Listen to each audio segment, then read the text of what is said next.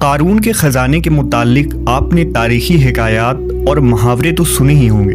یہ وہی شخص ہے جس کا ذکر اللہ نے قرآن مجید میں نشان عبرت کے طور پر کیا ہے۔ قارون کا قصہ اسرائیلی اور اسلامی دونوں طرح کی روایتوں میں ملتی ہے۔ یہ بنی اسرائیل کا وہی امیر ترین شخص تھا جس کے خزانے کی کنجیاں 300 اونٹوں اور خچروں پر لادے جاتے تھے، اور ہر کنجی چمڑے کی ہوتی تھی جو ایک خزانے کی چابی تھی۔ تاریخ انسانی میں شاید قارون سے زیادہ دولت و ثروت کسی شخص کو عطا نہیں کی گئی۔ قارون حضرت موسیٰ علیہ السلام کے چچا یسور کا بیٹا تھا۔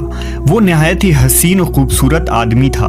یہی وجہ تھی کہ بنی اسرائیل اور قبطی لوگ اسے منور کہا کرتے تھے۔ قارون جوانی میں اپنے قوم کا سب سے با اخلاق اور نیک افراد میں شمار کیا جاتا تھا، نیز توریت کا بہت بڑا عالم دین بھی تھا، کیونکہ اس کی پرورش موسیٰ علیہ السلام کے سایہ عاطفت میں ہوئی تھی، اس لیے وہ کتاب کا علم بھی رکھتا تھا اور اچھی آواز کا مالک تھا۔ وہ توریت خوبصورت انداز میں تلاوت کیا کرتا تھا، یہی وجہ تھی کہ لوگ اس کا بہت ہی ادب و احترام کیا کرتے تھے۔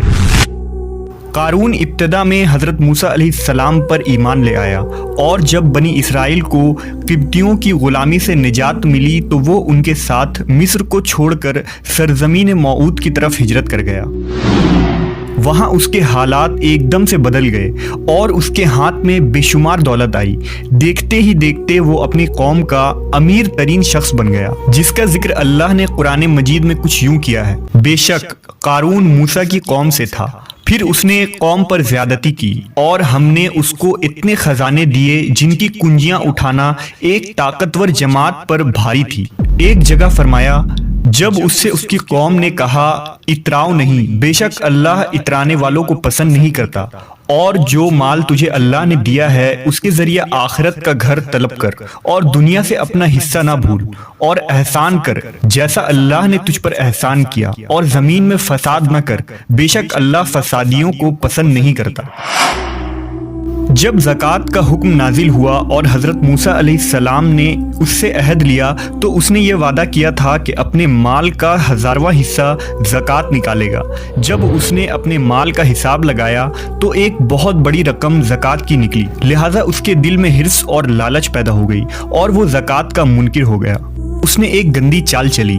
اس نے بنی اسرائیل میں سے ایک گروہ کو جو اس کی حمایتی تھے جمع کیا اور کہا، اے بنی اسرائیل، موسیٰ نے ہمیں بہت سارے امور کا حکم دیا جس پر تم لوگوں نے اس کی پیروی کی، اب وہ تم سے تمہارا مال بھی لینا چاہتا ہے۔ فلاں فاحشہ عورت کو لے کر آؤ تاکہ اسے کچھ پیسے دے کر موسیٰ کو بدکار ثابت کیا جا سکے۔ قارون نے اپنے قوم کے لوگوں کو جمع کیا اور حضرت موسیٰ علیہ السلام سے پوچھا کہ زنا کی کیا سزا ہے؟ حضرت موسیٰ علیہ السلام نے کہا، جو بھی زنا کرے حالانکہ اس کی بیوی بھی ہو تو اسے سنسار کیا جائے یہاں تک کہ وہ مر جائے۔ قارون نے حضرت موسیٰ سے کہا، حتیٰ کہ اگر یہ کام آپ نے ہی انجام دیا ہو تو بھی؟ موسیٰ علیہ السلام نے کہا، ہاں، حتیٰ کہ اگر اس کام کو میں بھی انجام دوں تو یہی حکم ہے۔ قارون نے کہا، بنی اسرائیل یہ گمان کرتے ہیں کہ آپ نے فلاں فاحشہ عورت سے زنا کیا ہے۔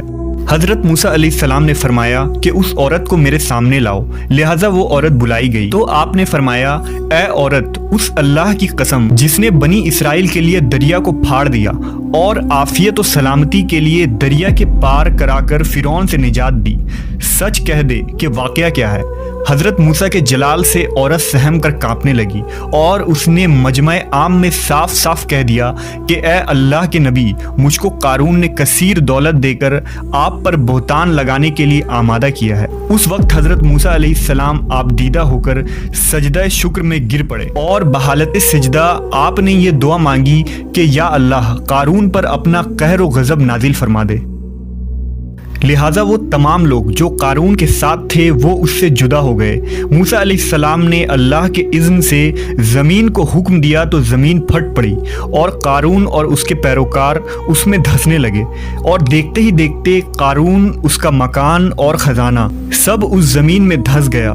جب یہ زمین میں نابود ہو گئے تو زمین کا شگاف دوبارہ بند ہو گیا۔ قارون کے اس دولت کے متعلق بہت سارے تاریخی حکایات نقل کی گئی ہیں، اور تا قیامت قارون اور اس کا خزانہ تمام انسانیت کے لیے نشان عبرت بنی رہے گی۔